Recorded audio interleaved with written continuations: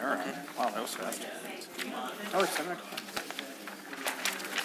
Well, good evening, everyone, and welcome to the Ferndale City Council meeting for Monday, August 13th, 2018. Please rise for the Pledge of Allegiance. I pledge allegiance to the flag of the United States of America and to the republic for which it stands, one nation, under God, indivisible, with liberty and justice for all. Thank you very much. Marnie, would you call the roll, please? Councilmember Leaks May. Here. Martin. Mayor Pro Tem Polika. Here. Councilmember Piana. Here. And Mayor Coulter. Here. Thank you. We have a quorum this evening. Councilman Martin gave prior notice that he would not be here, and I would accept a unanimous consent motion to excuse his absence. All in favor? Aye. Thank you.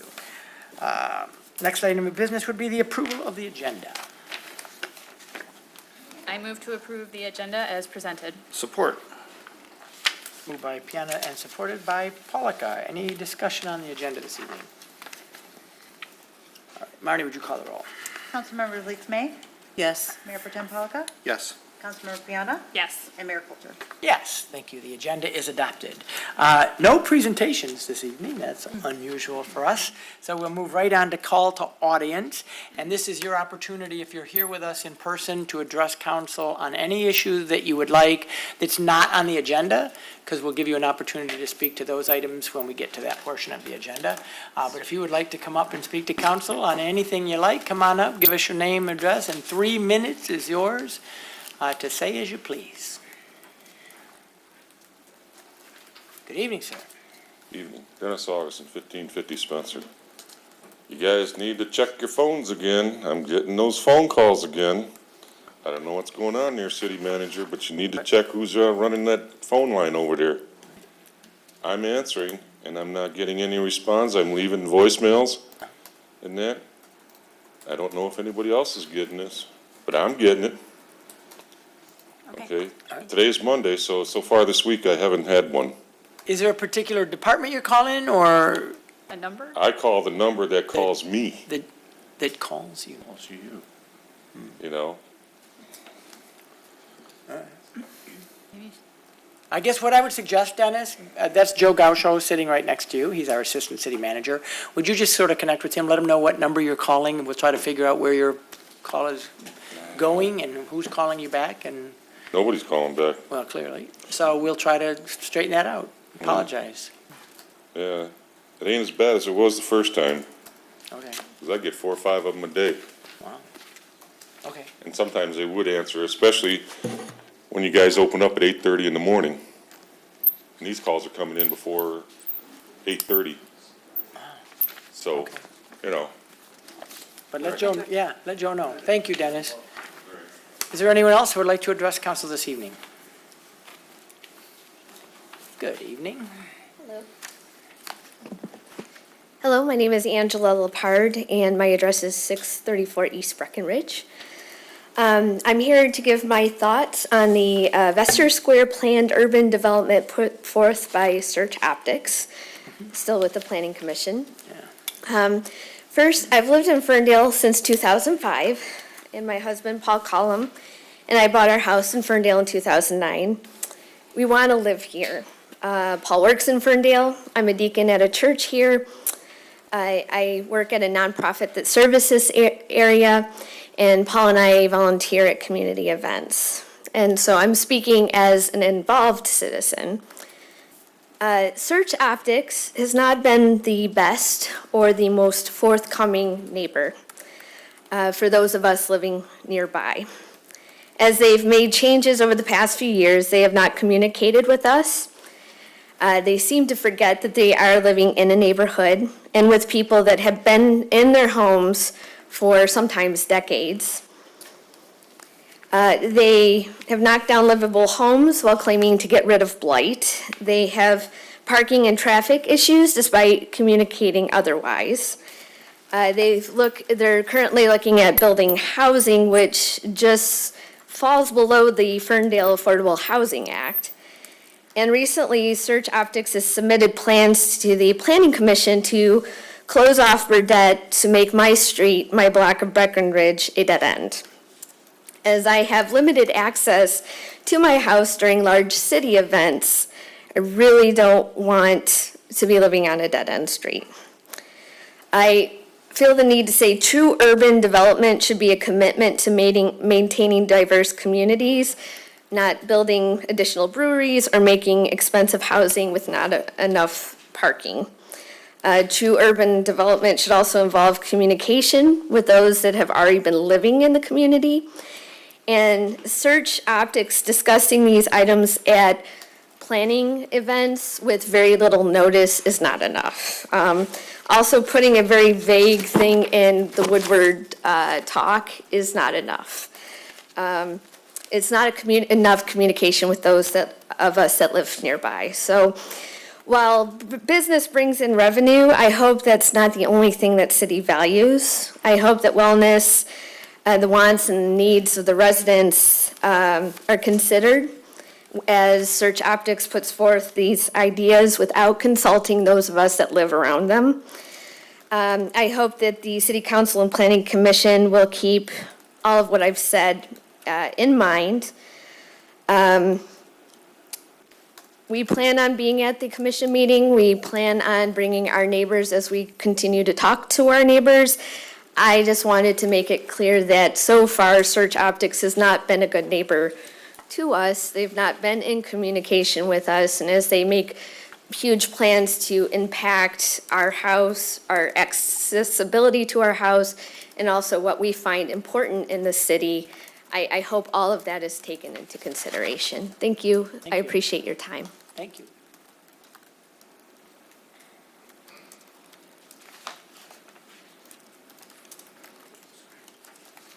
Good evening. Good evening. Paul Collins, 634 East Breckenridge. I echo the sentiments of my wife, but I also would like to talk about the actual timeline that documents are made public. For example, the documents for this meeting's agenda are not available until the Thursday before. And it's the same thing with, planning commission meetings, the Thursday before. But it's also my understanding that some of these documents, especially for the planning commission meetings, are in Ferndale staffing hands for at least 3 weeks. I don't know if that's true or not, but that's what I was told, that there has been, it's not like they get them on Thursday and it's then published on Thursday that there's some back and forth between development and trying to get things onto the agenda. So I'm just wondering if, there's some way to improve that process to get things or an agenda, solidified earlier than, a few days before a meeting. And talking with this project to my neighbors, they really didn't know what was going on. And they felt that the short timeline, it's hard for them to, plan or, to get out of work or find a babysitter or things like that, especially for a council meeting. There's such a short turnaround. And I just wondered, if there was some sort of policy and procedures in place that we can kind of move forward with making that process easier, getting information to the residents. I mean, it's not just this project, but the Pinecrest project and things like that. So there's been quite a bit of discussion among citizens of the area regarding this. Okay. Thank you. Thank you. Thank you.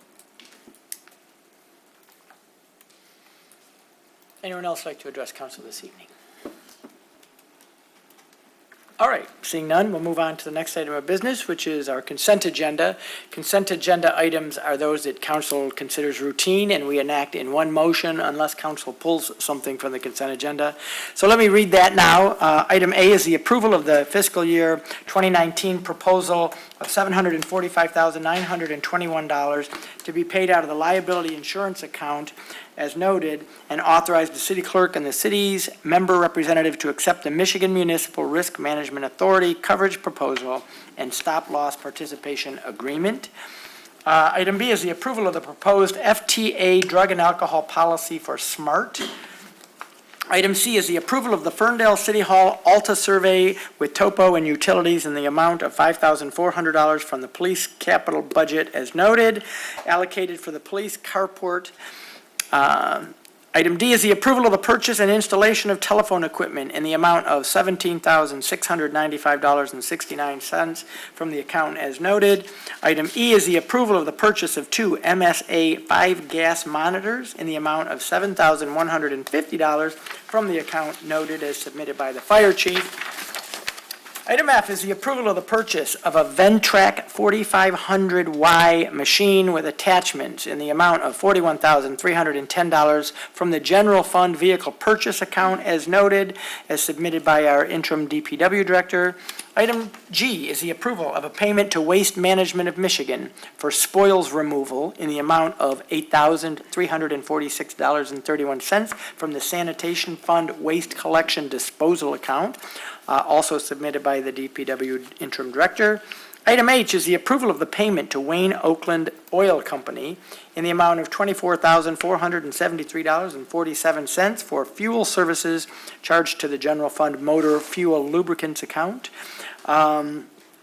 as submitted by the interim DPW director. Item I is the approval of the sale of 222 East 9 Mile, AKA the Ferndale District Library Building, for $75,000 to the Ferndale District Library and funds to be placed in the general fund balance and to be assigned for future use as submitted by the city manager.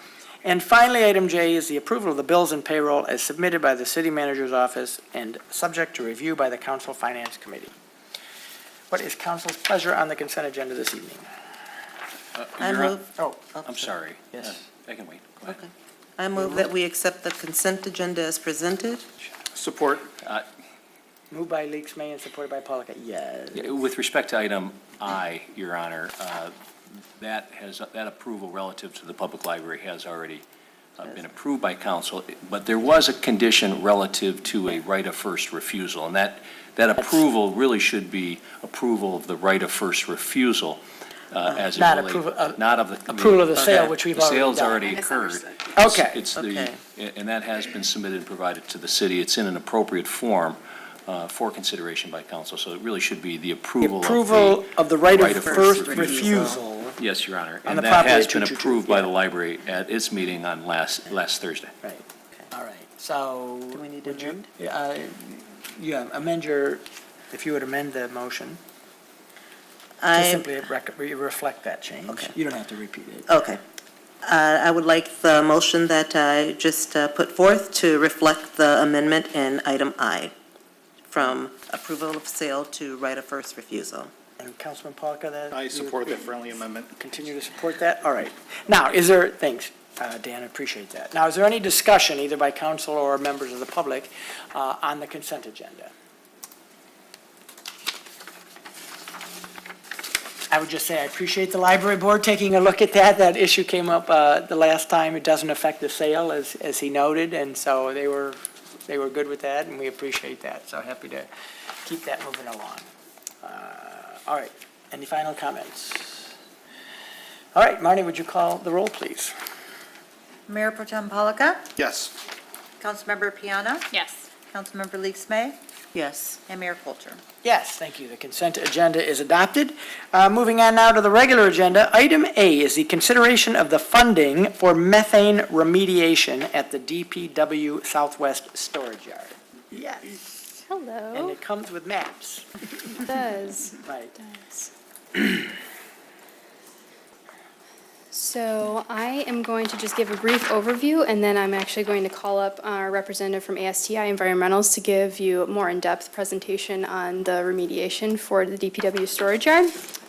So this has come to our attention that we had elevated levels of methane found on a DPW storage yard, and after some investigation and a lot of sampling and monitoring, it was determined that this is likely due to buried leaves, because at the DPW storage yard, we often have our leaves procedure going on there with our fall cleanup and everything. And so the recommendation is to excavate those leaves, dispose of them in an appropriate landfill, and then fill with clean soil so it can be used for other DPW uses. So I would like to welcome Tom Wackerman up to the podium to give you a better presentation on the history and the ins and outs of the environmental situation there. Thank you.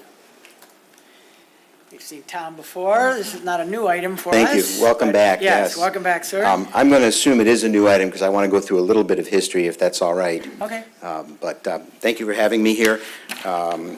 Just need the arrow, there we go. So this is the site, in case you need to get oriented. To the right is this high school. Down the middle is an access road, which is critical to understanding what's going on the property. This is what the property looked like when we looked at it in 2014. That was as a result of a potential buyer for it, and so it went through a Phase 1 and a Phase 2. And it was during the Phase 2 that two things were discovered. The first thing on this map here is the red circle. There was contamination on the property in excess of residential criteria, so the property became a facility. The other thing that was discovered was the existence of methane. And at that time, the methane was 100% in the soils. So there was no material other than methane gas. And the reason that's important is that methane gas, besides being toxic, is explosive, especially if it is at concentrations between what's called the lower explosive level and the upper explosive level. Now, in this case, it was so saturated that it wasn't explosive, but the real concern here was whether it was migrating off-site, and therefore could be an issue. Because the issue with methane gas is not so much is it in the soil, but can it accumulate in basements and therefore be an explosive hazard. In 2004 is when we identified it, so we've been doing this now for 4 years. And it actually is very complicated because as we began to monitor it, it turned out that it came from 3, or may be coming from as many as 3 or 4 sources. The first source was identified in 2016, and that was a consumer's gas line that had not been properly capped, probably from the 1920s. It went down the middle road, which was originally a street. It was interesting in that Consumers Power didn't recognize that they had a gas line there, and none of their maps indicated it. But we were able to find it in a very historic map, and eventually they came around and admitted that they had a gas line there. Once that was fixed, we still had methane, and so in 2016, after that was capped, we put in an active gas collection system, which I'll talk about in a second. And then in 2017, we began to do what's called source investigation. And so what we were doing was speciating the gas to try and figure out what could be the cause of it. And actually, it came out with 2 potential causes, one being what we call a biogenic cause, which would be the buried leaves, and the other one being a thermogenic cause. We still think that there's natural gas coming up, possibly from a deep line, possibly from the sewer line, possibly natural, as per what happened here in the parking lot a number of years ago. So there are at least 2 additional sources, maybe a 3rd source. I will note the history. This is back in the 1940s, and the property is outlined in red. In the lower right-hand corner, the little square, is the building that still exists on the property, and the circle is a gas storage facility. So the site was used for methane storage during the 1940s and 1950s, and in fact, that little building was significant. As the sign even today on it says, it was the Consumers Power Gas Regulation Station. And so we've spent a lot of time trying to talk to Consumers Power about what they have out there, what they think they can do for us out there, what part of the problem is theirs. And as I said, they did come and look at the gas line and actually capped it. So this is the Consumers Power map following their remediation, and we're on the eastern half of the site now. The line down the middle with the hatching on it is the pipe that they didn't say existed, but they finally found it was leaking. And that became the problem on the western side of the site, right here where that red circle is. And that's where they dug it up, found the methane, then they capped it at all the different points that it came in. So that took away that particular source, and actually the concentrations came down dramatically as a result of that. So if there was a major source, it was the old gas line. We went out there and monitored a number of different ways, and just for those of you who like techie stuff, these are the 2 methods. On the left is the temporary monitoring well. It's pretty exciting. It's basically a tube in the ground. And on the right are the permanent monitoring wells, which we've installed around the perimeter primarily in order to understand if any gas is migrating off the property, but also down the center of the property line where the highest concentrations are. The temporary monitoring wells are designed to look at lateral extent during an individual event, and the permanent monitoring wells are to look at it over time so we have a comparable data set. When we installed the trench, this is what it looks like. It's a lateral perforated pipe that sits in gravel, and it's been capped with dirt. I think that has been very effective, as you'll see in a second here. And so the main problem is right down the middle of the site. And as you can see in the red circles, I'm going to show you the data for those in a second. It's down the middle of the site. On the far left, the leftmost red circle, that was the area where the consumer's leak was. That was our original area of concern. That was originally the highest concentration. But once the pipes were capped, the dotted red oval, kind of to the middle right of the site, is now the area of the highest concentration. And that's the area we're most concerned about. What you'll note on this drawing is if you look at any of the perimeter monitoring wells, these are the permanent monitoring wells, you'll note that no methane is at the boundaries. We not only have been monitoring that, but we went out, I think, 2 years ago, met with all the neighbors, talked to them about what we were doing, talked to them about how we were monitoring methane migration. So it's been contained on the site, and it's basically where that oval is, that dotted oval right there. This is the concentrations over time. If you went to the left a little bit more, you'd see concentrations of 100% and 90% and 80%. You can see they came down to 50 and 40 after the gas line was capped. And then we installed the system in May, and then they have dropped down to below what we consider the guidance, which is the lower explosive limit, or the LEL. You'll notice since then they've come up a little bit. Well, we think it's seasonal. And that would be consistent with methane generated by leaves. As it gets warm, they generate methane. As it gets cold, they don't generate methane. So the key findings, the original impacts and the current impacts are in the central portion of the site.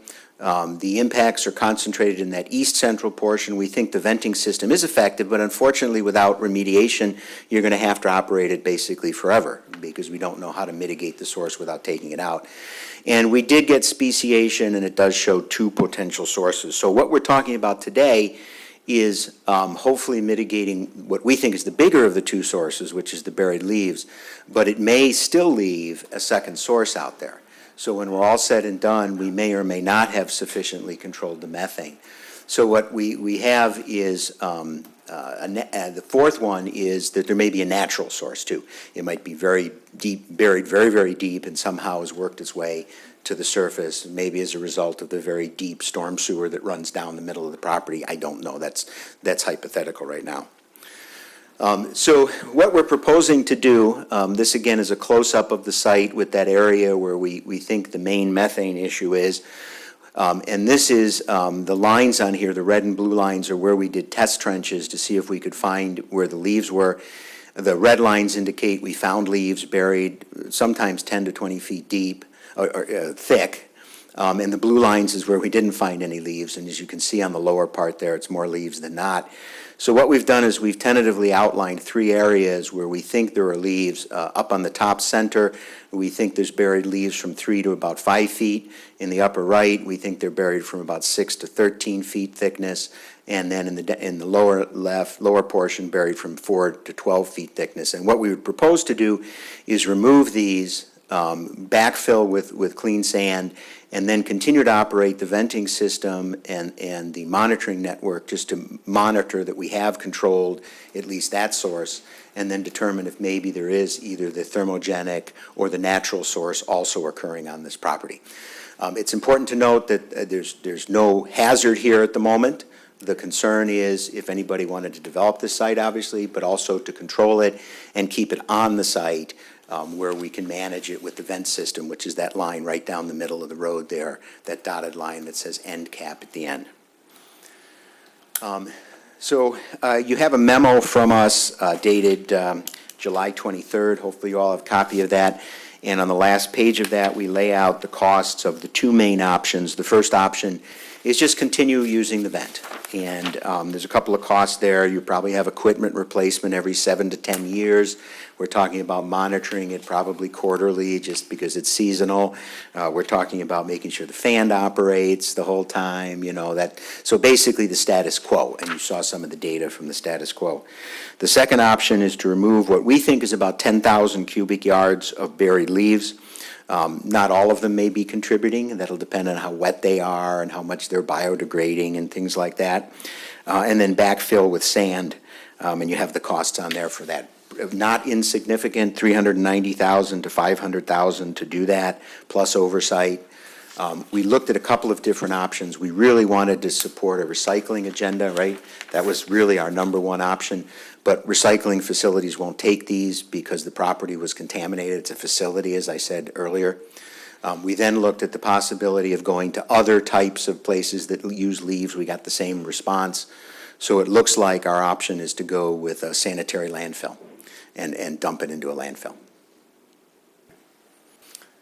And that's the 30,000-foot view. I'm more than happy to answer questions. All right, other questions of Tom?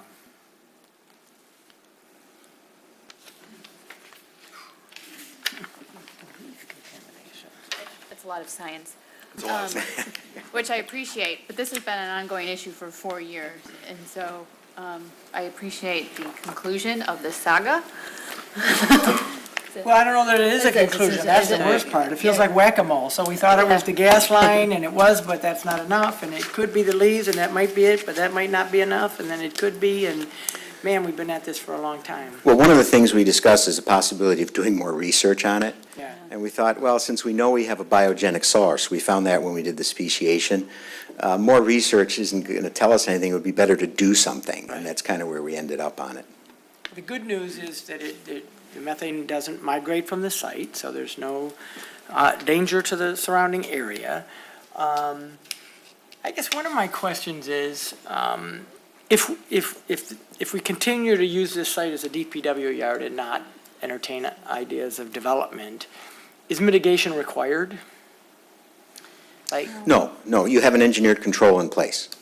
Right. And because you have no buildings with basements, right, so there's no place for it to accumulate, Right. you could continue the engineering control. That's option one. You could continue the engineering control indefinitely. Which is, what is that averaging? We're looking at about 10 a year for that. I mean, it's not- So, yeah, it's 77 to 82, that's in the option, the prices are in the option one, but I would also recommend continuing to monitor at least some of the wells so that you understood the data set that was going on and you knew that there was no migration, you had but data there's for still that. a There is, but cost. I mean. Oh, yeah, I mean, there's it's still a good cost. question, Over 'cause time. We are looking at what we're doing with that site as it Right. relates to DPW, so. Well, but for clarity, that only matters if you're not going to do anything with the site. If we decide to build a building or anything, we'll have to do something. I guess my concern moving forward is, what do we have in place so that this doesn't happen again, either at this site or at any other site that we choose to, because we're going to continue to collect leaves, we're going to continue to, get compost, all of that stuff, and I just want to make sure that we're not dealing with, or another council 20 years from now is not dealing with another situation. We don't, first of all, that practice is old. Yeah, we And don't most communities bury. had that issue of landfills. So best practice no longer allows you to bury any of your stuff. So we actually, by the time the leaves get put on the ground or put in the site, they get removed by the time that season's over or beginning of spring. So that's no longer allowable practice in the first place. So we don't bury anything anymore in any of our properties. So this would not happen again. Okay. Can't Even the guarantee we fact that can't we- find more. Yeah, even the fact that we put them there, and they may sit there for a while, they may embed into the ground, and then not everything is At that scooped level. up. No, okay. It won't acquire over time. I'm just, No, I hear you. No, we Yeah. make sure that they're cleaned up. Is that, Yeah. Carlos, you're shaking your head? Yeah, we make it sure would it's take very a clean. significant amount of leaves, basically to be buried anaerobically for a while for that to happen. So surface stuff Yeah. is not an issue. so these were purposely buried. Oh, absolutely. It's Okay. very common practice among landfills back a long time ago. Where would the funds come from? Well, because the source right now is identified as organics leaves, we would take it out of sanitation.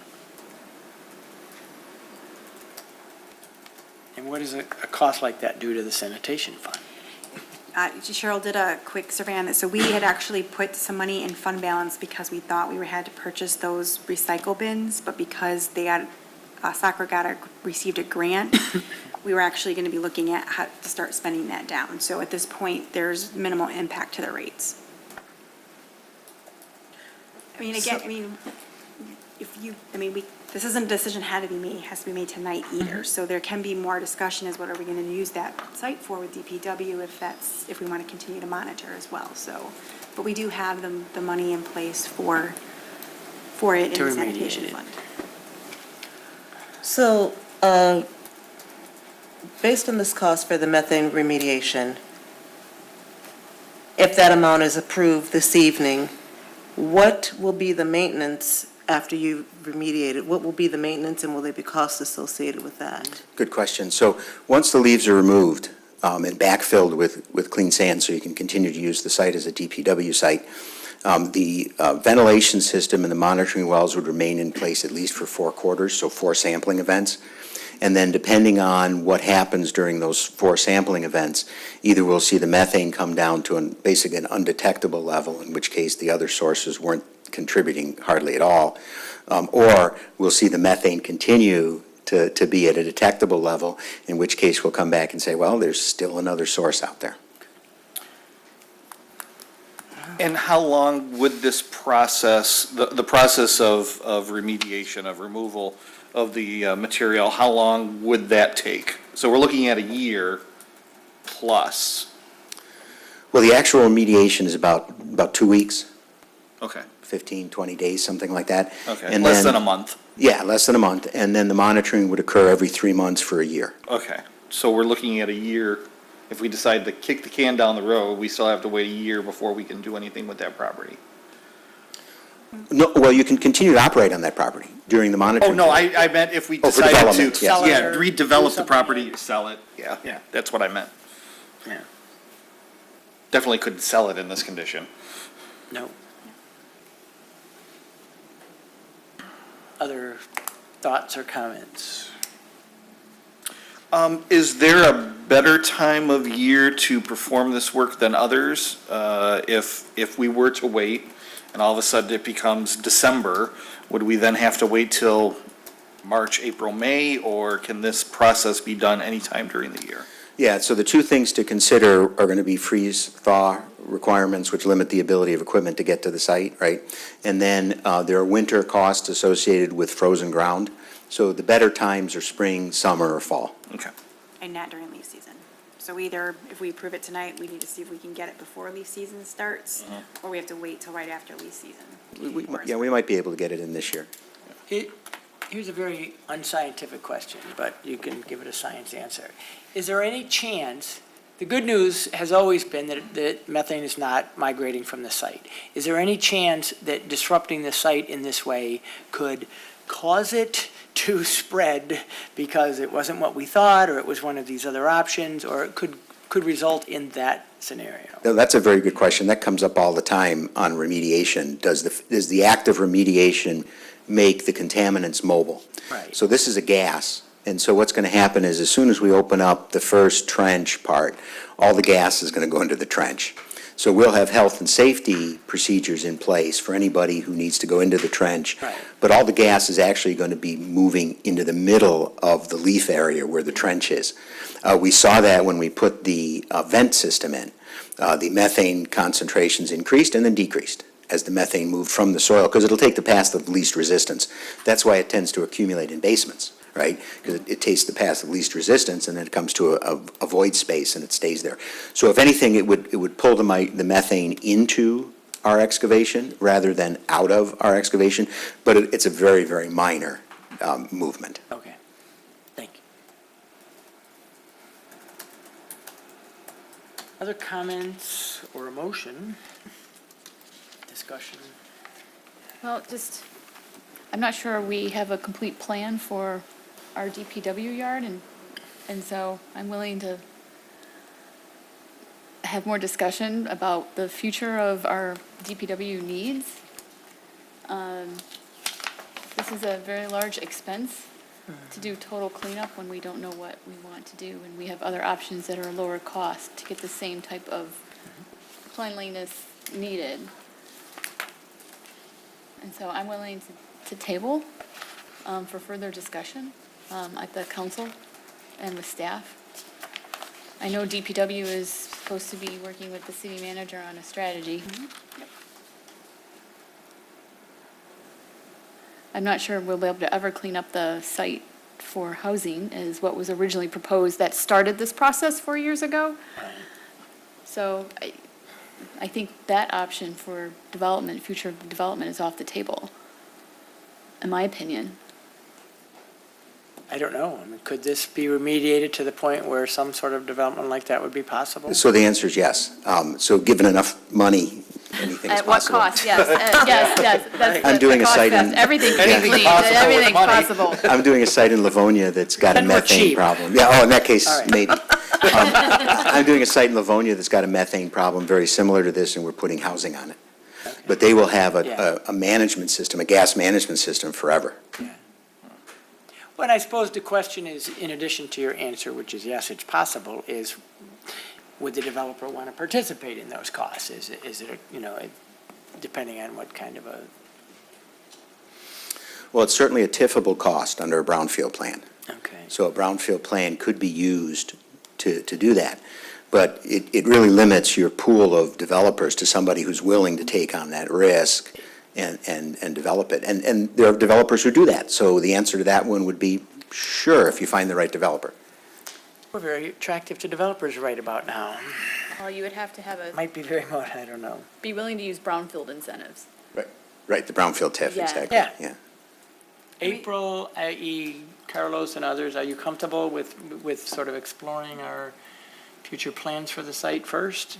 Yes, I mean, at the end of the day, we're monitoring and it's maintaining itself on the site and it's not migrating. So, I mean, to continue to monitor is fine. And we are working right now with, to do that needs assessment for the DPW as well, to ensure that we don't need that, we still might need that site for DPW. So that would change some things as well. So I think And what are the annual costs again? I'm sorry, I didn't see them in here. What, 10, 15, right? So on page 2, the annual costs for the monitoring is about $5,500, 77 to 8,200, let's see. So we need to install some wells that have been destroyed. The cost to complete the methane monitoring is 77 to 8,200. This is at the bottom of option 1 on the memo. And then you'll have fan replacement, you'll have equipment replacement, probably 7 to 10 years at about 2,500. The vent itself just keeps operating, there's no cost to operate the vent other than the electricity for the Right. fan. all right, okay. So I agree with Councilwoman Piana then, that seems prudent. I don't know, other thoughts or comments? No, I agree, that's a huge expense to not Explore. have a real plan. I do want to say again, because I'm not sure it came out clear, that even though it hasn't migrated off the site, that residents have been safe the entire time And notified. and notified, So we're- yeah. and so, of what was going on in the site. So residents were always kept informed about what the city was doing. We had a big gap in there, I will say, but we'll Yeah. make sure that after tonight they get another update and we have more of a regular plan for communicating with them. Okay, great. All right, any final comments or thoughts? Tom, thanks again for seeing you. Well, I'm Thank sure you. we'll see you again, sir.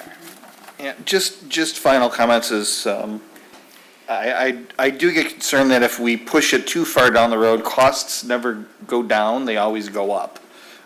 So as we continue to wait and decide and all of that, it's not gonna be cheaper for us to do this in the future, it's gonna be more expensive. So, I just hope that we're not gonna wait too long to make a decision.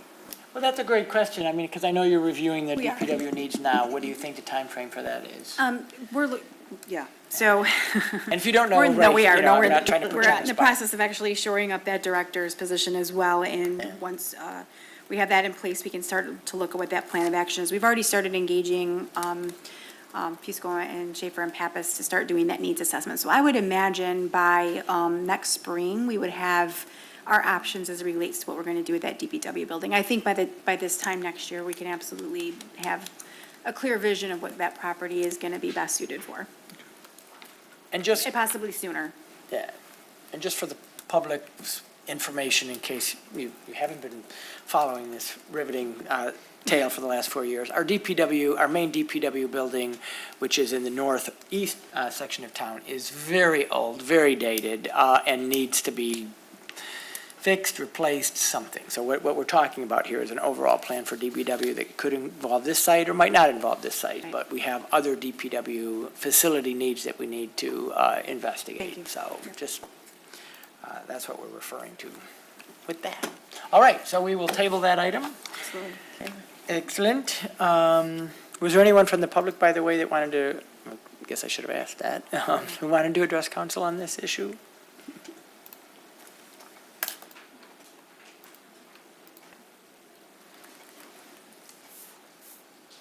Yeah, I realize Reichhold, the company, has been gone for a few years, and it's just up the road a little ways.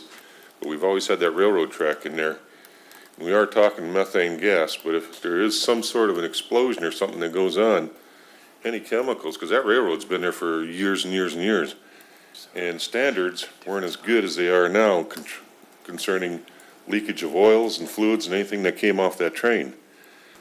Now, a forest fire of any magnitude, you put it out and it can burn underground for a few years. What would stop a fire from happening and keep on going, even though we say it's clear, it's good, and everything's out and all that, from just going on, and then using that little vein between the DPW yard and the old Reichhold chemical place? Before anything was built on Reichhold, it was given that, okay, everything, we've got the okay, or the city had the okay to go ahead and build. But Dennis, let me But just, they had to bring it down to a certain level. but let me Okay, just those explain, we're not contaminants. talking about the main DPW yard by the railroad tracks. We're talking about the leaf storage yard that's in the southwest part of town, over sort of Oh, okay. bordering Royal Oak Township. This is a different site. It's Oh, it's the okay. one down on the other side of town, the nowhere other near side the of rain town. track, Oh, nowhere okay. near the tracks. Yeah, And that, or Reichhold, nowhere near that property. Yeah, it's the other site. where they Oh, store the okay. Yeah, southwest storage yard, we call it, but it's over on, what street is it? I got the map here, but anyway, Central. over by Central, near Royal Oak Township, yeah, okay, yeah. all right. Excellent. Thank you, sir. All right, moving on now to the regular agenda. Item B is the request for council resolution to commit matching funds for the Tony Hawk Foundation Built to Play Skate Park Grant. Lorena, our grant seeker and grantee, is going to present this item. Good evening.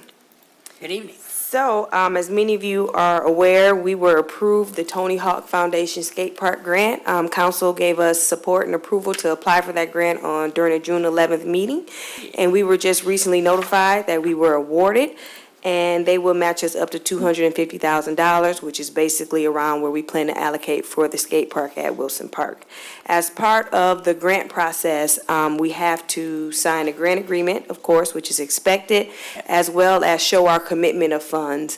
And one way that they would accept that is through a council resolution, committing matching funds to that grant. Excellent. Is there anyone from the public that wants to address council? I'll do this first this time, on our resolution of support for the skate park matching grant. Yes, sir. Good evening, Council, Good evening. Mayor. Thank you for the time. My name is Jordan Smelly. I live at 242 Ardmore. I'm also a member of the Skate Park Citizens Advisory Committee with Director Wheeler. And my address at 242 Ardmore puts me about a block and a half from Wilson Park, which is my neighborhood park, essentially my neighborhood's front yard. And I am very much in favor of Ferndale getting a skate park, and I am here to speak for a majority of the residents in my neighborhood, Wilson Park, to say that we are very much against it being placed in Wilson Park. That is simply not the right location for this amenity in our park system. I know I will have to be brief. I am simply encouraging you to perhaps table these motions for a few weeks until there is time for more appropriate follow-up with us, the residents of the neighborhood, because we have not been contacted at any point since 2017 about this, when the previous iteration of a modular skate park was brought before this council. Wilson Park is our front yard and backyard. As you're well aware, we're the densest neighborhood in the city, and many of our houses are actually up-down duplexes with entrances on the rear of the house, which means our backyard is actually our upstairs neighbor's front yard. Our lot sizes are typically 33 feet wide by 100 feet deep. This skate park is being proposed at 11,000 square feet, which means this skate park would be as large as 11 houses in our neighborhood or 4 entire property lots. We have the southeast quadrant of the city has the second lowest amount of park space in Ferndale. barely edging above the southwest quadrant, so we're essentially tied for last. Wilson Park is our only significant park, and it is quite small compared to the amount of green space available in other areas of the city. The northeast quadrant of the city, by comparison, has triple the amount of park space that we do.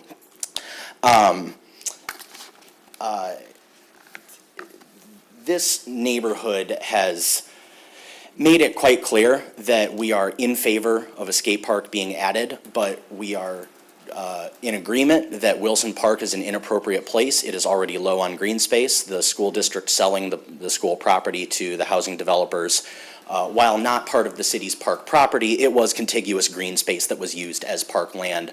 That's been lost. The dog park, a well-loved addition to Wilson Park, did reduce usable green space area for humans, although we're glad to have that in our neighborhood. But dropping 11,000 square feet of concrete smack in the middle of what little green space remains in a park that has otherwise been essentially left for dead for the last 10 years is too much. The city's own master plan calls for skate parks as a top wish list item in Martin Road Park, in Harding Park, and in Geary Park, all of which are substantially larger and more suitable for an amenity of this size. And residents near those parks expressed a wish for a skate park to be located in those parks. Residents of the Wilson Park neighborhood agree that any of those three parks would be a far more suitable location for something like this. This resolution, this call to action that is before you, both item B and item C that follows it, is essentially setting in stone Wilson Park as the preferred site according to City Council, when in reality, all that is necessary at this time is for council to commit to matching funds. It is not necessary to commit to a site for this park, especially given that our community, the one that would be most impacted, is the one that has been, I'll be frank, actively ignored by the Parks Department for the last 8 to 10 years.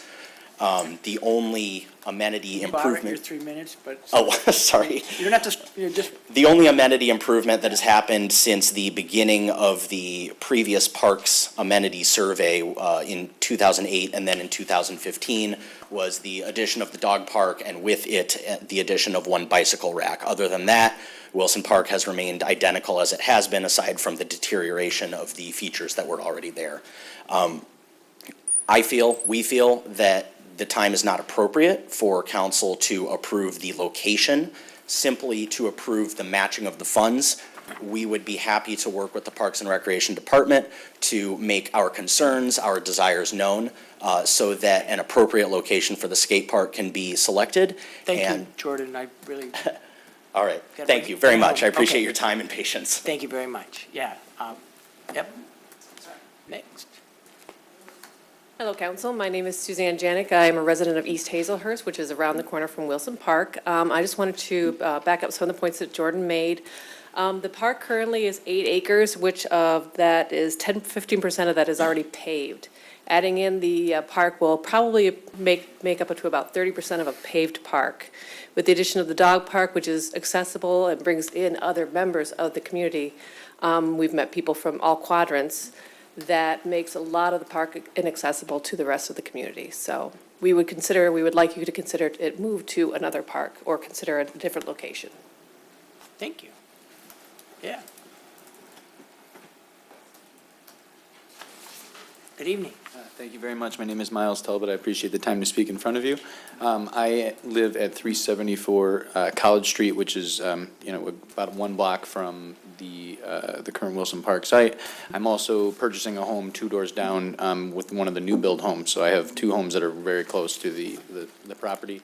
Having looked into this thoroughly myself, it's very clear to me that the skate park is a great addition to the city, but frankly, it's just not really at the correct park at this point. I want to echo the statements of the last 2 people that have come up and just indicate that, I've also talked to many of the people that are going to be future residents of the community that are buying homes in the neighborhood, specifically the Robertson Home Wilson Park build. And they have all, I've spoken to 7 so far, and they all echo my sentiments that they would prefer that the skate park, although built, somewhere besides the current Wilson Park site. So So I would echo the sentiments of the earlier two members of the public in asking that we go ahead and approve the funds. It's an excellent idea, but to hold off on citing the park until more review and more community involvement has been looked at. And I really appreciate your time. Thank you. Thank you. Appreciate you coming. Is there anyone else that would like to address council? Serena? All right. Thank you for those comments. I just want everyone in the audience and that's watching to know that we definitely value your opinion and what your thoughts are, and we appreciate that.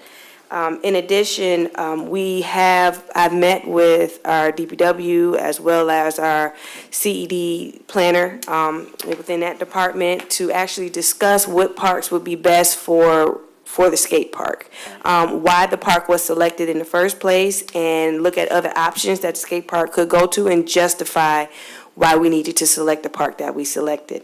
And based on our conversations and doing our research, and as well as even speaking with our architect firm that's on board, Wilson Park was the park that was ideal for multiple reasons.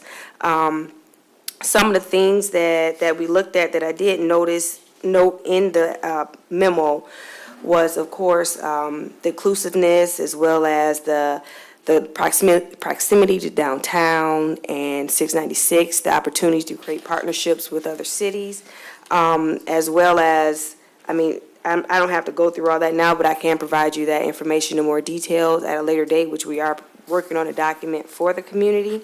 And just to clarify a few things, the skate park will not exceed 11,000 square feet. We're planning between 8,000 to 11,000 square feet at the maximum amount. We won't be taking up much more than what's already taken up now by the concrete pads and the basketball courts that aren't being utilized there. So it won't be additional concrete added, but more so utilizing the space that's already underutilized. In addition to that, I know that there are several parks that have not gotten the love that we wish they all would have had, but we're working on that.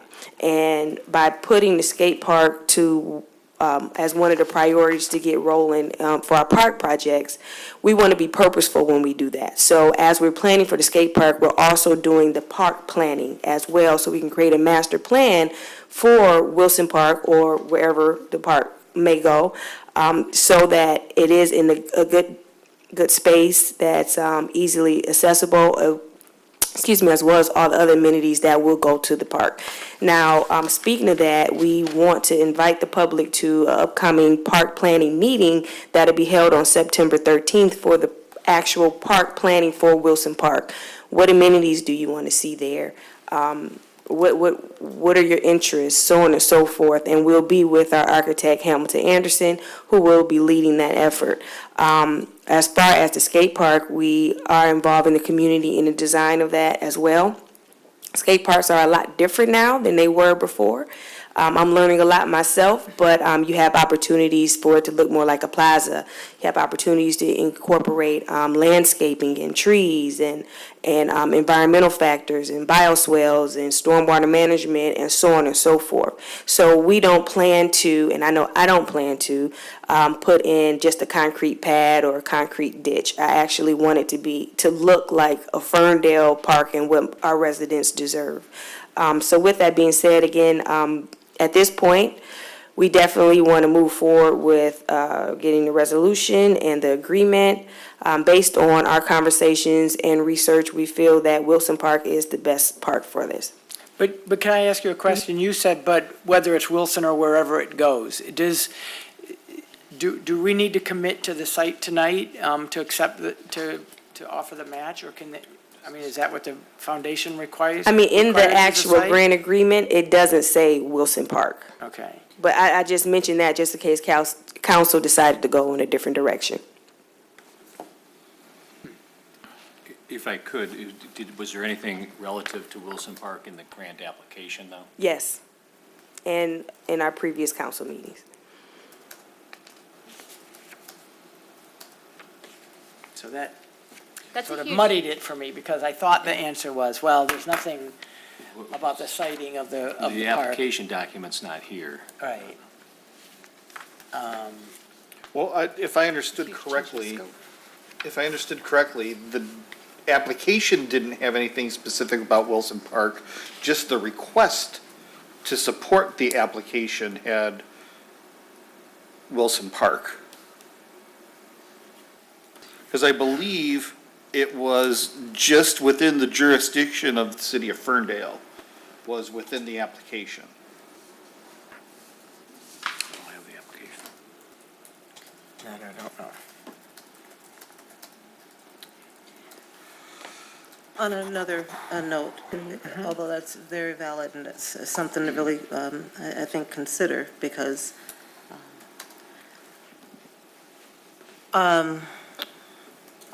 regarding the the square footage, you said 8,000 to 11,000, and you probably discussed this at the last park meeting, which I was not able to attend, so I apologize for that, because it sounds like I missed something really important. So you said up to 11,000 square feet. What is the likelihood of that? Well, it basically, at that time, when we put in the grant application, depended on how much money we were going to get from the grant. So skate parks really range, from what I'm hearing from the summits that I've been participating in recently, that they range about $500,000 for a skate park up to 11,000 square feet. But we don't anticipate going past that. Do we anticipate even getting up to that? Well, originally, what was brought before council before was between 10,000 and 11,000. So it all depends on the park design. If we go more heavy on a custom design, then that would take more of the funding away, and we may not get to 11,000 square feet. But we want to make sure that we have a great park and we do it the right way. Can I hear some more reasons as to why, because we do have some great parks. And I have to say that I hear all the time about how the parks on the east side don't receive any love, and how, we're trying to bring new,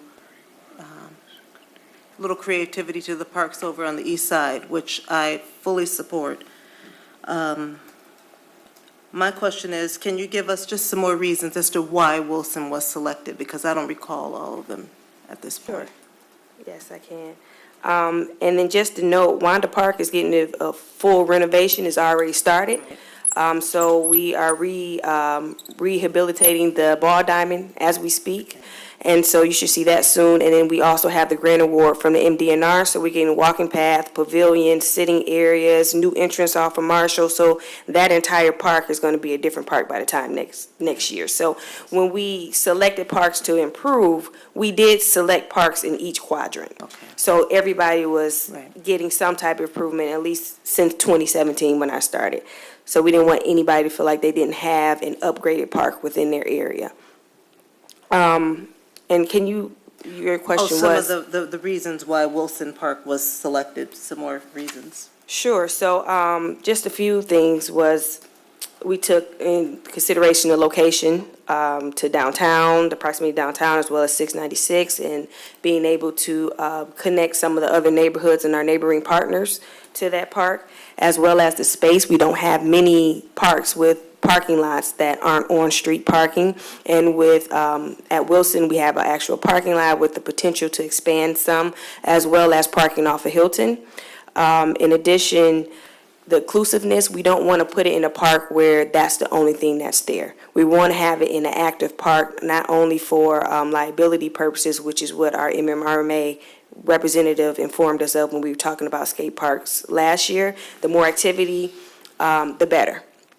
And so we definitely want the skaters to feel included in a park that's active and not on the outskirts where they feel like they're forgotten about, or just we threw you here or there. In addition, accessibility to the park, proximity, like I said, to downtown and the businesses. And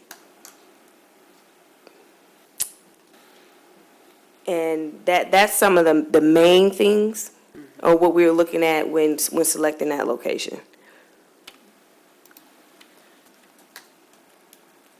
So I guess I'm going back to my original question, which is if we pass this and then we decide at a later point that we want to put it somewhere else, Does Tony Hawk care, the foundation care? My guess is they just want a park in this, they want a structure in the city, would be my guess. So I go back to the original question of, is the siting required to accept a match? Unless if we don't have an answer, my suggestion would be, is to at least approve the match and the execution of the grant. And if for some reason that it's Wilson or bust, we'll call a special meeting so that we don't lose the funding, because we're on a timeline to approve that, Yeah, correct? right. So that would be my suggestion, if they're comfortable with the location to be at a later date, put that in the motion, and if they say it has to be Wilson, that we call a special meeting with council and figure out what the next steps would be. Would that be a good compromise for today?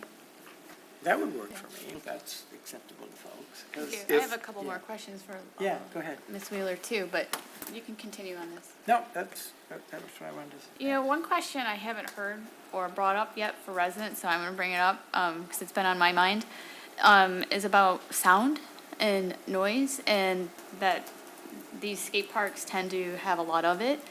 And I know our skate park enthusiasts, in Ferndale have big visions of major events here, for skate park or skating competitions, and I'm not sure how this fits into the neighborhood fabric. And so, can you talk a little bit about how cities manage skate parks next to residential living? So we'll do a little more research on how other skate parks are being managed through that way. No problem. However, I know that how they're designed also plays a big part in the noise. And we do want our skate park active. We want to keep our residents first and make sure that they are comfortable, but at the same time, we want to activate our parks and our skate park, because that was part of our strategic plan and within our master plan to get our parks back being active. And of course, we have our noise ordinances in place, as well as the park closings, which means the skate park will close at a reasonable time as well. And open. And the reason I bring this up is because every park we have bumps against residential. So for Wilson Park to be relocated, those residents are gonna have the same problem as the Wilson Park neighborhood has expressed now. So I'm not sure how we overcome that problem.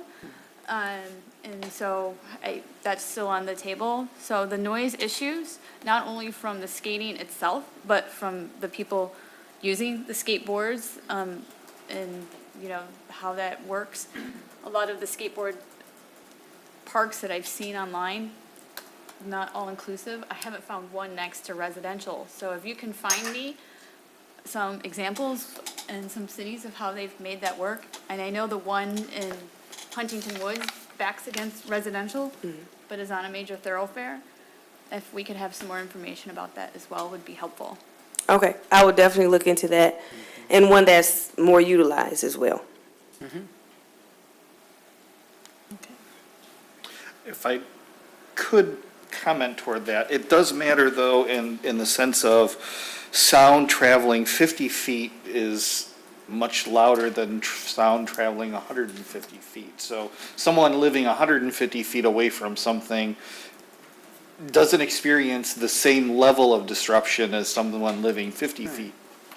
I helped design the noise ordinance 9 years ago. I went through that, so I just am very aware of what the implications are, and I'm just saying that no matter what neighborhood we put it in, you know, it's just gonna be part of the park. So I just gotta keep that in mind. I think we'll need to move relatively quickly on this decision, or we could lose the funds. So, but we should gather that data as soon as possible and figure out what that next step is. By the way, I did find a copy of the application from the June 9th, and I emailed it to Dan, but Dan, I realize you don't have your computer with you.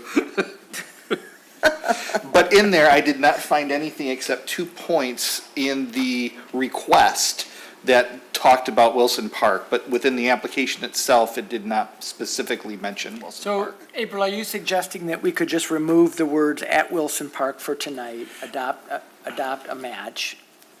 At least they want to know for sure that we're going to commit to those funds so that Right, they sure. release them to somebody else. So I think that would be the primary, but again, if they say, listen, you expressed it's going to be Then we Wilson, come back we'll and we'll have call a that special discussion. meeting and figure out what to do next. If I may make the suggestion of removing at Wilson Park and replacing it within the jurisdiction of the city of Ferndale. Right, which I think it says here, so at least in the one part, it says, for project for the development of a skate park It's in the city of Ferndale. Yes, the first one, but the second, Oh, the second one. skate park grant resolution, the second document, which is a separate document. Okay. That specifically calls out Wilson Park, as does item C, calls out Wilson Park as well. Yeah. Okay.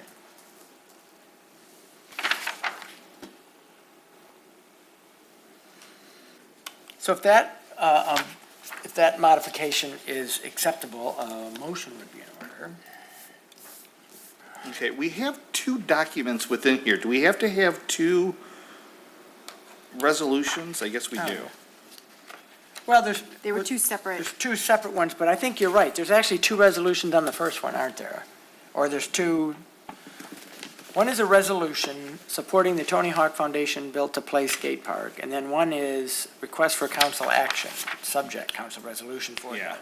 I don't know which one we're supposed to be using either, to be honest with you. One is really authorizing a match up to the 250, and the second is resolving to approve the grant application agreement. No, but right, but that's item C. There's two resolutions But under in item B, there's two resolutions, I guess is what I'm Can you saying. comment on that? If Yeah, there somebody should have wants only to- been one If someone resolution. wants to clarify that. Can I take a look at? Please, thank you. Yeah, these are the two that are actually go with this. I was gonna ask you which of those is appropriate. That one actually is the one with the amount in it, this resolution doesn't, so maybe. It feels like they both do the same thing, but they're worded both differently have for the some amount. reason. in it. This is the memo, and then this is the actual resolution. Maybe I should, But there's the we look here. we look here for the recommended motion. So I'm gonna, okay, so hand those to Dan if you don't mind. Pardon us, this is how sausage gets made, as they say. Okay. But we have a couple. I think, if I could, What's through the the chair, yeah. Your Honor, it appears that the resolution precedes the council memorandum. And so The council memorandum would be the more current, the council memorandum just explains what the Yeah. agenda item is. It was just- Page 159 is the resolution. So there really is two items, to approve the resolution for the match, and then secondly, to approve or authorize entry of the grant agreement. The resolution, the actual language of the proposed resolution, it sounds like council wishes to simply delete the reference to Wilson Park in the resolution language and strike a city park, and that could be revisited at a later but date. Dan, not to confuse things, but there is a third, which is item C, which is the execution of the agreement. So that's what I'm saying, is we have two resolutions for item B, is what I'm getting at. That is what has been supplied to council for item C, to authorize the execution of the agreement. So the two items under B, just to clarify, one is the memo, one is the resolution. Okay, they have conflicting requests of motions. So if you could give council direction on which one we should I see what you're saying. approve, that would be helpful. Is the one with the logo the memo? This is supposed to be behind this. This is the resolution. That's one item. That's They both say resolution. but this is the resolution. I would like to incorporate. So it's this. It's that. Thank you. All right. Thank you. So for council's edification, it is the one that has the recommended action with the amount, which makes sense. The other one didn't have an amount. Okay, the one without the city logo. Correct. Okay. Thank you, That's Dan. the one that has Yes, Your Wilson Honor, but Park. just so I'm clear, just so council's summer. clear, it is directing adoption of the resolution, which is page 2, Your Honor. So- Yes. And so council should delete the reference to Wilson Park. Yes. Okay. Do you understand that motion, Councilman Polika? Because it Yes. sounds like you're going there. Thank you. Bear with us, please. Thank you. Yeah.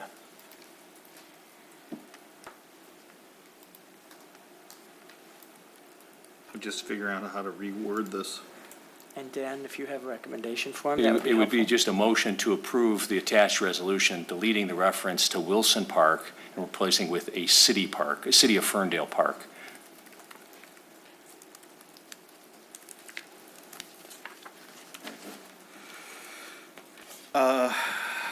I move that city council approve the resolution of matching funds in the amount not to exceed $250,000 from capital outlay parks, account 450-000-977-750 for the Tony Hawk Foundation Built to Play grant. As recommended by the Parks and As recommended by the Parks and Recreation Director, with the removal of Wilson Park In substitution in with City of substitution Ferndale Park. of City of Ferndale Park. All right. It has been moved by Council, Mayor Pro Tem Pollock. Is there support? There's support right Is there support? right now, yeah. All right, I see another member of the public that would like to address council. I was a little shy at first, sorry for the delay. I'm Randy Bushman, I live at 220 University Street between Paxton and Woodward. My husband and I bought our house there about 11 years ago. I don't really have a whole lot to say as far as research or backing up what the opposition was. I just wanted to say that I am not opposed to it. I'm looking forward to the skate park being at Wilson Park. I just want to say that I'm representing that. I don't know what the majority is saying. If the majority is based on simply the Wilson Park forum on Facebook, that's not a legitimate number of a fact that that's the majority. I'm not saying the majority isn't against it. I don't know that, but I don't know what those numbers are being based on. There's lots of people who may have opinions who don't use that forum as a reason, and that's also not a good measurable forum. People get angry and crazy on there. So I just wanted to On say. Facebook? No On Facebook, way. I know. It just seems so interesting that everyone was so quick to just get rid of Wilson Park. And I don't know everything that's built the momentum up to this point. Right. Other than no one besides the opposition came up and spoke, and I just want to say I am for it at Wilson Park. Right. And I'm excited for it, I being in my appreciate that. neighborhood. That's No, all. I appreciate that, thank Okay. you. And I would also just add, don't interpret our action as getting rid of that option. I think it's just more of a matter of understanding what went into that option, what the other options are, that's all, so No, it's, I yeah. appreciate the listening and the preparation. I have faith in you guys. Thank you. Thank you. All right. So it's been moved and supported. Is there further discussion on this item? I just wanted to say that I appreciate Lorena offering the invite to others to attend the park meetings, because that's where the discussions are held. So it is my hope that people will attend those meetings and give their input as they're being discussed, so that we can finally come to a decision and get our parks up and running like we want them to be, so. And I would also add, because it's gotten a little lost, but thank you for securing this grant. Yes. Thank you, Tony Hawk Thank you. Foundation, for supporting Ferndale and allowing us to build a far better skate park than we would ordinarily be able to afford on our own. So I look forward to moving forward with this progress, and thank you, Lorena, for your help in securing the grant. Yes. All right, if there's no other conversation or comments, Marnie, would you call the roll, please? Mayor Pro Tem Polka, Yes. Council Members Leaks May, Yes. Piana. Yes. And Mayor Coulter. Yes, thank you. That item is adopted. Moving on now to a related item, which is the request for council to authorize the execution of the Tony Hawk Foundation Built to Skate Park Grant Agreement by the city manager, pending the city attorney's approval. And do we feel as comfortable that we're not locked in for that conversation? All right. Pending your approval, because you haven't had a chance to read it yet, or? No, I've read the proposed grant agreement. It is Yeah. in order. It's approved as to form. Okay. Now with the clarity to the resolution, it's an open question as it relates to which park. Yeah. Okay. And it is not reflected in that grant agreement as to the specific location within the city of Ferndale. Excellent. Okay, thank you. So are there any comments on this item, which really is related to the last? No, I will note, however, that Wilson Park is mentioned in the summary and background, so I will, if allowed, I will make a motion to Remove that. reiterate what Or we. reiterate, Yes. or, yes. for posterity. Right. Okay. How would that sound? How do we word that one? And again, if the Tony Hawk Foundation folks have a major issue with that, we will come back as a council and have that conversation sooner rather than later, so. All Understood. right, Thank you. all right. So is there a motion? Well, how will it be, It could Do we- just be as, As it could frankly, just- the motion as presented As is fine. presented. Okay. Thank you. okay. Then I move that the city, were you doing it? No, that's fine. Okay, are you sure? Yeah, I was gonna add the removal of Wilson and. You know what, with you ci- add it. I'll Okay. I support think it. that's, Okay. all right. It's in the description, so I just Alright. want to make sure that it's clear in the motion. I move that city council approves the execution of the Tony Hawk Foundation Built to Play grant agreement by the city manager pending the city attorney's approval as recommended by the Parks and Recreation Director, removing Wilson Park with City of Ferndale Park. Is there support? Removing Wilson Park and replacing it with City of Ferndale Park? Yes. Support. All right. Moved by Pollock and supported by Leaks May. Any further discussion? All right. Marnie, would you call the roll, please? Councilmember Leaks May, Yes. Mayor Pretend Polka, Yes. Councilmember Piana, Yes. and Mayor Coulter. Yes, thank you. That item is adopted. Thanks, Lorena, and thanks for everyone's input. And Thank you. if I may just reiterate, we're going to actually have the skate park planning meeting for the skate park on August 29th at B Nectar. Please check out the Facebook page or pick up a flyer from our recreation center. And as well as, we're going to have a Wilson Park park planning meeting on the 13th. If for some reason the park is changed before then that meeting will be canceled. And what time at B Nectar? The flyers will be done Wednesday. Gotcha. I just don't know offhand. I No think problem. it's 6 or 7, but I don't want to say. Okay. Look for look on Facebook or call the city. All right, thanks, Lorena.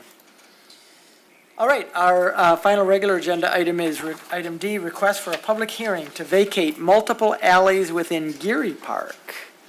And Lorena, is that also you? Are you introducing that item? That's me as well. All right. All parks, all the time. So again, a grant. So we were awarded, the MDNR, Trust Fund Grant for Geary Park. Yes. To include certain items such as, a walking path, as well as fitness equipment and other amenities. As part of the grant agreement, as well as going into those grants, we must own the property and show proof we own the property. Within Geary Park, we recently found that some of the alleys were not vacated, and it's not showing that we can't prove we own it 100%. The easiest way to do that is to vacate the alley. And that was per the recommendation of MDNR. And so we are requesting to, in front of council, to approve a public hearing to be held in 4 weeks from now, which would be September 10th, to get support to vacate it. So it's a no-brainer, but I guess I have one dumb question, which is, don't we own the alleys? So how is it that we don't own the entire park, even if some of them are vacated or not vacated alleys? Maybe that's a question for you, Well, Dan. the alleys, it was a right-of-way, so the issue on vacation of an alley, when it goes to the adjacent property owners, if it's a platted alley, so it's not a fee simple ownership. Okay. And one other point of the proposed motion, it's not to vacate tonight, but rather to Yes. schedule the public hearing. Yes, just for the public hearing. We're not Okay. doing that this evening. So the public Gotcha. that's affected will have an opportunity to come and see us in 4 weeks, you said? We're not doing this at the next one, we're doing this in 4 weeks, did you say? Yes. Okay, yeah. Okay. I have some clarification. Now, historically, when we vacated alleys, it's usually private property on both sides. So we just split the alley down the middle and each person gets their own property. They move their fences. In this instance, it's some residential because there's a few homes on the north side of the park. And then the other side is the park owned by the city. Are we giving that additional footage to those homes? Are they gonna be moving there, or is the city taking the entire alleyway? It's vacated, a platted lot, it goes to the adjacent property owners Okay. by statute. So they get half the alley by They get- statute. Yeah. And we're taking our half. I gotcha. Even though right now we use all of it. Yes. So we're losing actual park space. In the majority of it, it's already been vacated. I'm not sure if it's a 20-foot alley dimension, but a number of those lots have already been vacated. So some of them have not. But if you see, I believe there's a picture, it shows that it's the solid line to the west of the park has already been vacated. If you see the center point. Is Maybe there- I we're can't not looking remember. at the same image. I can't remember, is there a fence along that? Well, there, with some of the residences, Yeah. there are, because residents back up. I know that she has since moved, but I'm trying to remember her name. Her home backed up to the back of the park, but. Would you like to weigh in on this? Yeah, I can. So our survey department pulled the title work for all the properties out there. We're pretty confident that all the residents on the north side, their alleys have been vacated, but we can't find outright documentation. So the tax descriptions include that vacation. So we're talking with our survey department and Dan, we thought it would be best to vacate the entire alley, both what the city owns and what the residents own. So therefore, we have a recorded document that has been vacated. Okay. This is a paperwork exercise? It is. Is that what, For the in summary? It is. I would just like, before we have then the public forum, or the public hearing on, in a month, I just want to make sure that we're sure which residents have or have not moved their fences, so that when we do approve it, we're not all of a sudden expecting someone to move their fence 10 feet or 8 feet, however wide it is. I don't want any surprises as we do improvements and people saying, that's my land. Cool. So is there a motion?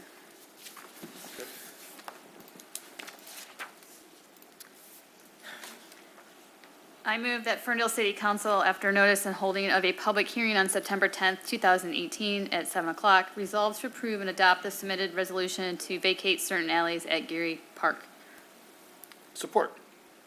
Moved by Piana and supported by Polika. Any further discussion, questions, anyone from the public? Yeah, Mary, it's actually to schedule the vacation, not to Oh. vacate it. That, Did I read it wrong?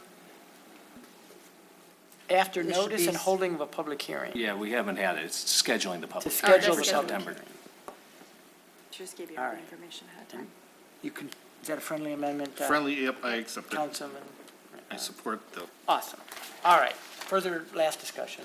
I'm just trying to visualize the parks that the alleys that we're referring to. So are we talking about the place, are we talking about the, The ones in the north end, so this. East-west, the big one? Yes. so would that be, If I may, there's not really an alley. is it West It's- Lewiston? It's, I mean, is it park. Withington? It's not, it's an unimproved alley. It's an unapproved alley? Yes, But you can't see it because the park abuts their fences. right.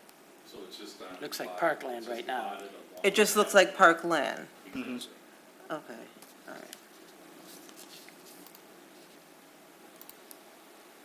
Okay. Oh, okay. In fact, okay, I think understand. the pavilion nearly butts up to, Does. yeah. And So the restroom. All right, I understand. I hope exactly that's where not that part is. of the alley.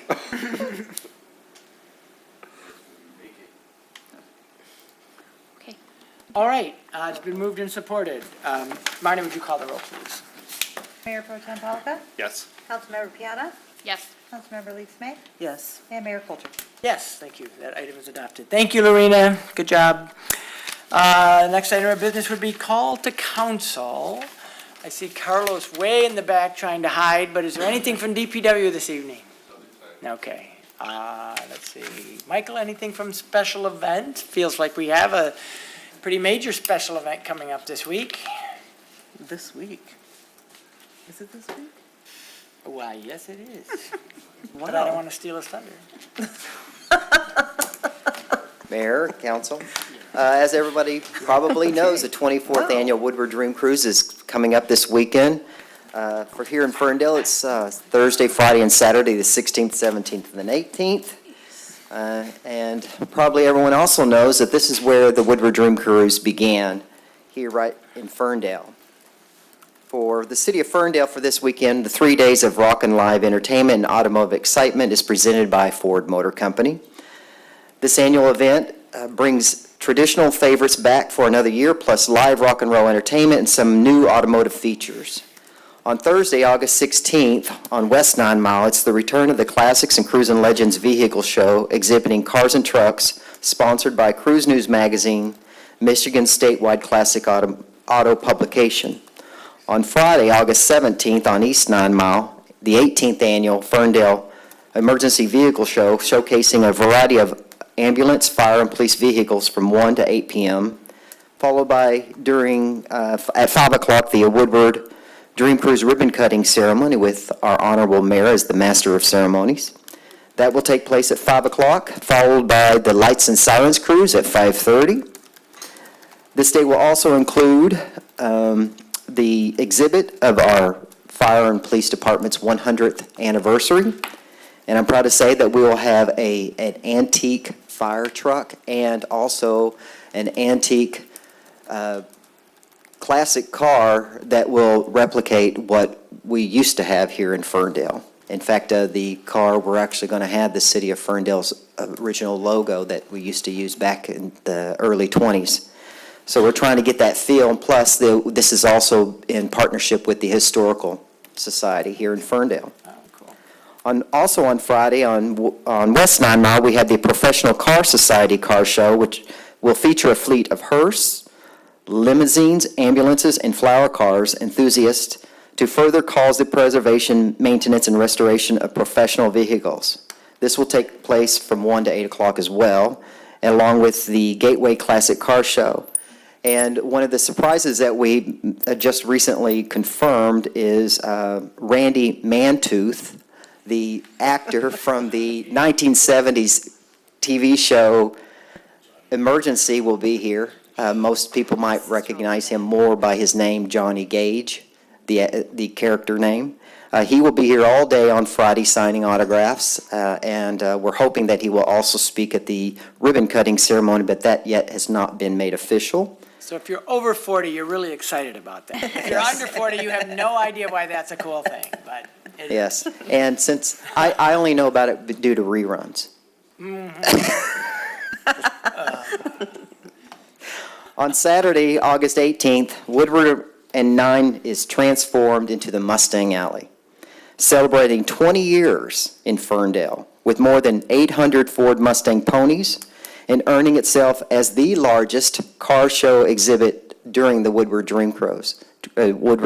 So we, once again, not only are we where the dream began, but now we are officially holding the largest car show during the Woodward Dream Cruise. You can shake, rattle, and roll through the Ferndale Dream Cruise with live performances on West 9 Mile all 3 days, along with, we will also have a kids' play zone, and we will also have the Ghostbusters Detroit on site and the University of Michigan's automotive team car display. Our Rock and Live entertainment schedule on Thursday, we had the Ferndale Community Concert Band at 5:30, followed by Shout, the Beatles tribute band at 7 o'clock. On Friday, starting at 3 o'clock, we have Rich Satterfield. At 5, The Favorites. And then at 7:30, the American Band. And then on Saturday, starting at 1 o'clock, Crusade, followed by Full Tilt at 3, City Beat, which is a Motown sound band, which is really good, at 5 o'clock. And then closing out the show on Saturday at 7:30 is Looking Back, which is a Bob Seger tribute band. So that's a lot of information, so you can certainly go on our website at FerndaleDreamCruise.com and get all the details as well as an aerial map of where everything will be located. Thank you very much, and hope to see y'all there. Hang on, any questions for Michael? Is PBS doing their No. show this year? Not this year. Not this year? They didn't Okay. get the funding. All right. Yeah, but that's okay. And my We'll last we'll still have you as master of ceremonies for the That was ribbon fun. cutting. And There you my last go. question is, say vehicle again. He says vehicle. I think it's so cute the way you Okay, do that. we don't- Yeah. Butch Patrick's not going to be here. We won't So have southern. they won't have the Munster bill. We'll have something for you. That's definitely true. And of course, all council people, we Thank you welcome for them. all your work all year long that you do to put this together. It's a great event. One of the few that the city really coordinates. A lot of the other ones are done by producers and other organizations, but you really, Michael, put this one together, and we appreciate it. Thank you. It's gonna be The a only wonderful thing event. we have to hope for is that Mother Nature will cooperate. That's always the issue. Thank you. And by cooperate, the chief usually likes it to rain right around 8 o'clock or so. Speaking of chief, chief, anything for the good of the community this evening? No, all right. Where am I going? Lorena, anything left from the recreation department that you would like to share? All right, I'm back again. I want to introduce you to Dan Parker. He's our new Park and Recreation Program Specialist. Dan has spent the last 2 years at Oak Park as a recreation coordinator in charge of their pool, as well as their youth and adult athletics and special events. Before that, he was in Morton Grove, Illinois, and he was a recreation supervisor in charge of all sports programs and several other duties. And he also has various experience working with youth, as well as for professional sports teams, 2 of them. You will see Dan working in a capacity mainly with us, overseeing our senior group and getting things ramped up for the seniors, as well as our sports leagues. That's all of them. And he has so much experience that he brings to our department. He'll be working in other capacities as well. So I just wanted to bring Dan up so you guys can get familiar with his face and introduce you to him. Awesome. And the senior group, they're gonna love you. They're gonna love you. Don't let them harass you, Dan. Look forward to working with the seniors. That'll be new for me. But I just wanted to thank you and hope to get to know you all personally. I just want to let you know I have a very strong passion for recreation. I think it brings a lot to a city, and it's an integral part in the quality of living and quality of life for the residents. So we got a great team here. When I was in Oak Park for 2 years, I worked with Ferndale a lot. Now I'm on this team, and I'm excited to be so. So thank you. Welcome. Thank you. And Parker, that's an appropriate last name. That's right, yes. Dan, And one I of thought many we had a Dans. moratorium on any more Dan. Yeah, no more Dan. Dan. Another one. That's what I keep We're already hearing. confused, but Yes. welcome aboard, Dan. Thank We're you very glad much, to Mr. have you. Mayor. Thank you. Thank you. Very much. All right. Jeannie Davis is gonna be giddy. Well, I introduced Dan to the senior group at the last meeting, so I know they're excited. A few other just general announcements. Shakespeare in the Park is canceled for this season. We'll revisit that next year, so it will not be any performances this weekend. In addition, our youth soccer league, I believe, is full. If not, there may be 1 or 2 spots left, so if you're interested, you gotta call us. In addition, our adult softball league is ramping up, and we are closing in on that as well. So any sports you're interested in, come on and register. We're also started registering for our fall activities, Zumba, so on and so forth. And that's pretty much it. Any questions for Lorena? Thank you very much. Joe, anything from your department today? All right. Jordan, anything from Community and Economic Development this evening? Hi, Council, Mayor. Yes, something really quick. It's no Mr. Mantooth, but it's still exciting to us. It's so during call to audience. Who he is. You know, hey, I forgot the name already, God. But I did watch the reruns. They were great. Good save, right? So I wanted to bring up, there was, during public comment, there was a resident, or a few residents that talked about the Vester Square project and this process of sort of getting information out to the community. I wanted to share very quickly a tool that we're working on to improve getting information out to the residents. So one of the things that we've talked about with the Planning Commission is what we're calling project pages. So right now, you can go to the city website. There is a section called Current and Upcoming Projects. You can see a GIS-based map of all the developments going on in the city. But what we're trying to do is for any project that triggers our enhanced notice policy, which is a project that goes beyond our standard legal mailings, we want to have more public comment, there's more meetings, there's just larger impact. We're also going to be creating these project pages. So the first one that has been completed.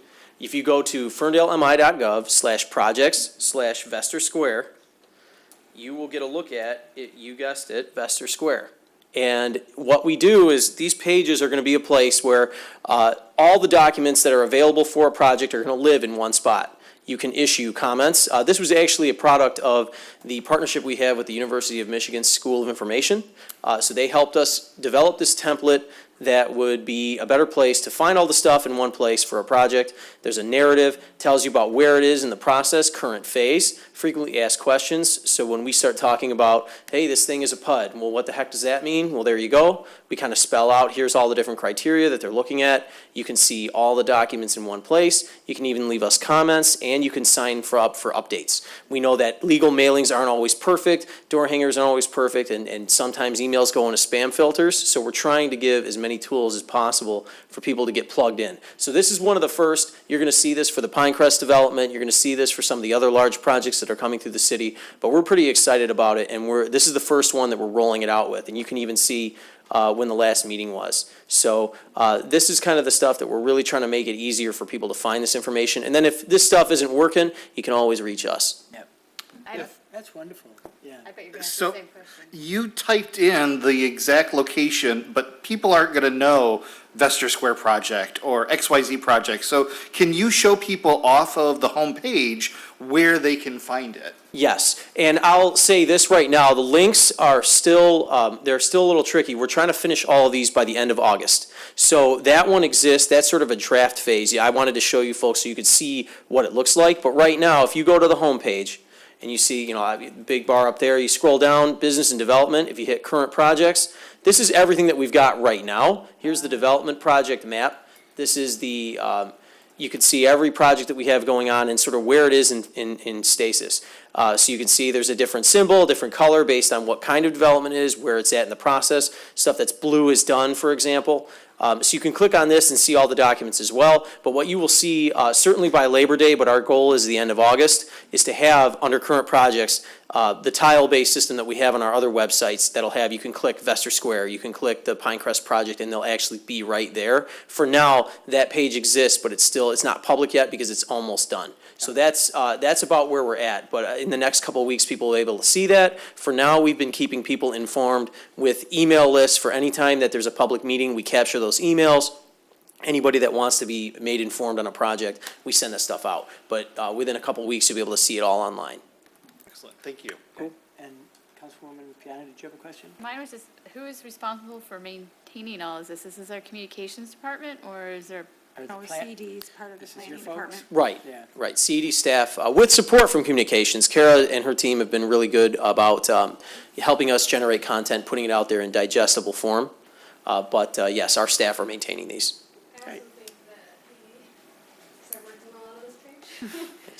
So for the Pinecrest one in particular, there is a page. This is a direct link to what Jordan was talking about. Yeah. So you can see where these projects are. So that was kind of like our interim solution, so people could get there. So you can go from the development page on underneath the Pinecrest development right here. And this is what, thank you, Aaron. So this is what, that tile system, this is when you go to current projects, by the time this is done, you will see this. It'll be just 2 clicks, very easy, right on the home page. Here's all the projects we're talking about, and we'll have a link to the development map as well, which is still here too. So a lot of different ways to find it, just very straightforward, all the documents in one place, as well as our contact information if you're just not finding what you're looking for. Excellent. Building a better mousetrap. Yeah. All right, Chief Sullivan, anything from the fire department this evening? Nothing this evening. This evening, all No right. fancy websites? No. Dan, anything from HR this evening? All right. Marnie, we had a big event last week. We did, and first of all, I wanted to thank the voters of Ferndale who came out in record numbers to participate in the primary election. It's really very exciting when we get 40% turnout in an election where we usually get around 20. So it was unprecedented and unexpected, which unfortunately resulted in some ballot shortages. I just wanted to clarify how we order ballots. So there's a process that the the county clerk determines how many ballots we are permitted to have based on previous elections results and data. So they generally figure about 25%, and generally that's perfectly sufficient. However, this time, as we all know, we did run out in several precincts. So by the time that we finally found out that the county no longer had the ballot stock to support us, we reverted to our emergency precinct management procedures. And what that means is that we started using the touch writers, which are the accessible voting devices in the precincts, for people to keep casting their ballots while we were waiting for additional ballot stock to come from City Hall. At that point, we had realized that we needed to just print ballots, and we tried to run through the tabulator, but as a lot of them didn't read because they weren't on the correct ballot stock, which we had a large stock of, but they don't work in a regular copier. They have to go through the touch writer one by one. So we have them dropped in the auxiliary bin, and I just wanted to make sure that everyone knows that every single ballot, whether it went into a tabulator or into an auxiliary bin, will be counted. It's the same procedure that we would use in a situation like a power outage, so that people can continue to keep voting. Really want to thank my precinct inspectors who are real pros. The city staff who's helped us out, and I have some temp staff of election workers who've been with us over this season, and they've really been great. But most of all, really, it's the voters. Thank you so much for coming out. You know, let's make this a precedent. Let's make it so that it's just crazy busy all the time. We're already working on November. I mean, we have a 3-month checklist that we've already started on. We have a list of duties that we do each week, and now I'm adding one more, is just to make sure that we're communicating more with Oakland County, although from what I understand, November elections, even your November elections, they always give us 100%. But due to ballot spoilage, I'd like to see it even more. You know, I think 110 to 120% of ballots for registered voters is not unreasonable. With the primary, of course, there's a lot of spoilage due to the not being able to cross parties, so that was part of the issue. But really what happened is we just all got caught not expecting 40% turnout here. We aren't the only community that had a great turnout, and we really are excited about that. You know, I just want to reiterate that I don't ever want our voters to experience another ballot shortage, but, and I'll do everything in my power to make sure that we don't have to refer to our emergency procedures again, but, you know, it is just a great problem to have. And I just wanted to also, a reminder for November for those folks who might not think they're eligible for an absentee ballot. One of the criteria, there's 6 statutory reasons you can request an absentee ballot, and one of them is that you expect to be absent from the community. A lot of people just think that's I'm on vacation, but if you work a long day, have a long commute, and maybe work in Auburn Hills or downriver somewhere, you know, that makes it very difficult for you to be able to get into the polls between 7 a.m. and 8 p.m. without that impacting your work schedule and commute. You know, so contact us at the city clerk's office, and we can talk about whether an absentee ballot might be a better option for you under those circumstances. But again, thank you for coming out and voting. It was a really exciting day, and I can't wait for November. I have a question, Marnie, regarding the ma'am. voting. So the people that voted absentee this time in the primary, if they checked on the application to send both ballots, they'll automatically receive a ballot in November? Yes, yeah, and the even years, because the August primary and the November general election are so close together, we use a dual application. So anyone who has already sent that application in for August, either asking for an election, for both elections or just for November, we already have your request, but we are ordering more applications, and they are available anytime. Thank you. Thanks. All right. April, anything for the city manager's office? Nope. Dan? Nothing tonight, Your Honor. Councilwoman Leesman? Yes, something quick. So I just wanted to send out a thank you to the community members who have sent in their surveys for the Communities of a Lifetime survey. That is, it's going to help the city gain recognition as a community of a lifetime. So those of you that have submitted the surveys, provided your valuable input, thank you. We hope to have more information further, but we need to go through the surveys and input them and see what it is that you all requested and what you'd like to see in your city. So thank you for all participating. And that's all I have. Excellent. All right. Mayor Pro Tem Polika. Nothing this evening, Your Honor. All right. Councilwoman Piana.